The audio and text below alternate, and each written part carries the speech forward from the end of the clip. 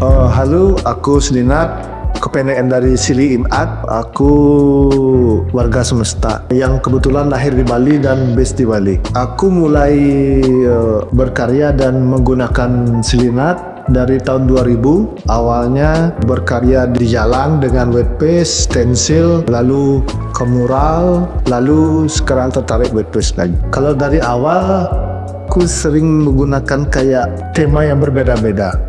Kalau di awal, aku sering menggunakan visualnya itu manusia berkepala pohon. Jadi ya tentang lingkungan, berusaha ngobrol tentang lingkungan. Ya. Lalu yang kedua, manusia berkepala cerobong asap yang sekarang aku buat juga di pameran ini.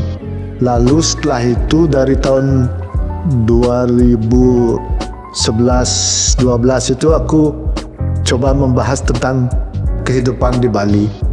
Jadi tentang Bali dan bagaimana efek dari pariwisata yang berlebihan. Aku mendekonstruksi foto Bali kuno. Jadi orang dalam foto itu aku pasangkan gas masker. Kesan dari foto itu terlihat terganggu lah keeksotikan. Jadi itu visual yang aku lakukan di awal. Bagaimana kesejarahan pariwisata yang dimana pariwisata itu dimulai sejak zaman kolonial. Jadi karena itu aku menggunakan foto kuno itu. Beberapa banyak orang yang mengerti itu sebagai polusi. Beberapa ada yang merasakan kebenturan itu, terbenturnya antara keeksotikan itu dengan gas masker. Akhirnya itu kan terlihat janggal dan terganggu gitu ya. Yang kadang mereka merasa, kenapa kamu melakukan ini dan berusaha menjelek-jelekkan Bali kayak gitu. Tapi yang di Pasar Badung ini menarik sebenarnya. Gambarnya masih ada sampai sekarang. Sebenarnya ada tulisan, aku sebenarnya mengutip quote itu. Aku lupa detailnya, tapi intinya kamu merusak lingkungan itu disebut pembangunan. Kalau kamu merusak bangunan itu disebut vandal. Nah, yang menarik sebenarnya setelah mural itu jadi dan sekitar sebulannya itu ditutup, bukan gambarnya yang ditutup tapi tulis quote-nya itu. Nah, itu yang menarik sebenarnya sikap publik melihat karya-karya ini. Tapi banyak juga yang menarik sebenarnya di sana. Sana aku proses gambar, di sana kan banyak jual sayur, jual buah-buahan, banyak yang kasih buah-buahan segala macam. Pas proses gambarnya, tapi artinya kan mereka juga tertarik dengan gambar itu atau situasi itu ya. Kalau mural itu lebih lama ya, biasanya aku mural ya 5 harian. Kalau wet paste ya cepat, ekspresinya lebih bebas sih sebenarnya kalau wet paste ya. Tapi dua-duanya tetap memiliki ketertarikan tersendiri ya. Biasanya aku mural pasti minta izin karena itu akan lama, prosesnya butuh waktu.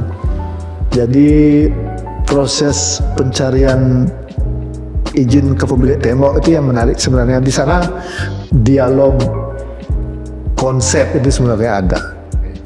Ya sama kayak yang di pasar ini kan sebenarnya dia nggak bermasalah dengan gambar itu karena mungkin nggak tahu ya, karena dia juga merasakan macet segala macam ya di pasar itu. Jadi kayak kalau gambar itu dipasangkan gas masker itu kayaknya dia mengerti itu memparodikan situasi, tapi dia nggak masalah. Yang masalah sebenarnya dia tolong ditutup ya di dadanya, karena foto Bali kuno kan banyak yang telanjang dada segala macam.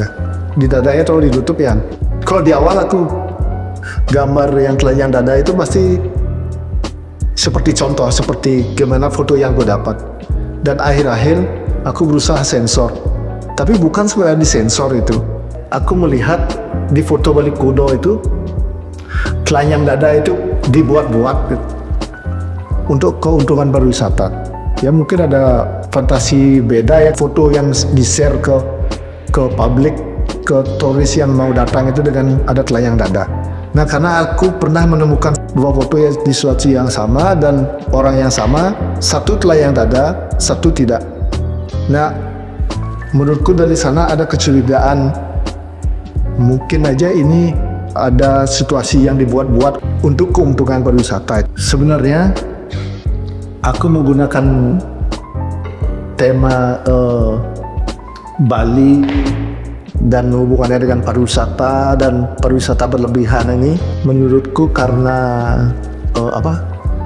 ya aku lahir di Bali, aku orang Bali, tapi satu sisi pariwisata ini terus berkembang membesar dan mungkin kalau orang Bali segelintir aja yang mendapatkan untung semua investor saja. Jadi orang Bali hanya dijadikan objek untuk pariwisata ini, dijadikan objek untuk penarik turis saja. Jadi itu yang sebenarnya menjadi trigger aku. Mungkin bukan trigger, ini seperti tema itu selalu keluar di kepalaku. Kalau aku ingin buat karya, pasti tema itu yang keluar. Karena ya sebagai orang Bali tahulah bagaimana adat itu yang seperti mungkin bisa dibilang mengikat orang Bali untuk terus melakukannya. Yang nggak fair adalah pariwisata terus menjual adat ini, dan sedangkan orang Bali hanya sibuk dengan adat. Jadi di situ menurutku titik tidak fair, tidak adil. Sebenarnya ini kan tema ini aku buat juga waktu TA, aku kan kuliah nih. Nah, tugas akhir itu menggunakan tema ini juga. Kembali lagi kayak tadi, pariwisata ini sebenarnya mengganggu rutinitas ritual itu kalau mau dilihat. Bisa dilihat kayak kemarin kan Merupo itu, sebelumnya Merupo ada namanya Melasti. Melasti ini iring-iringan yang kita percaya Betara itu ke pantai untuk bersuci setahun sekali. Jadi prosesinya itu beberapa puro di setiap desa itu beriringan ke pantai dan bersuci. Secara langsung mungkin itu bisa dibilang sejenis mandi gitu mungkin ya, kalau kita simpulkan ke manusia ya. Setahun sekali dia ke pantai dan berupacara di sana, dan ada ritual yang dari pinggir pantai itu harus ke pantai langsung, dari pasir jalur dia langsung ke pantai.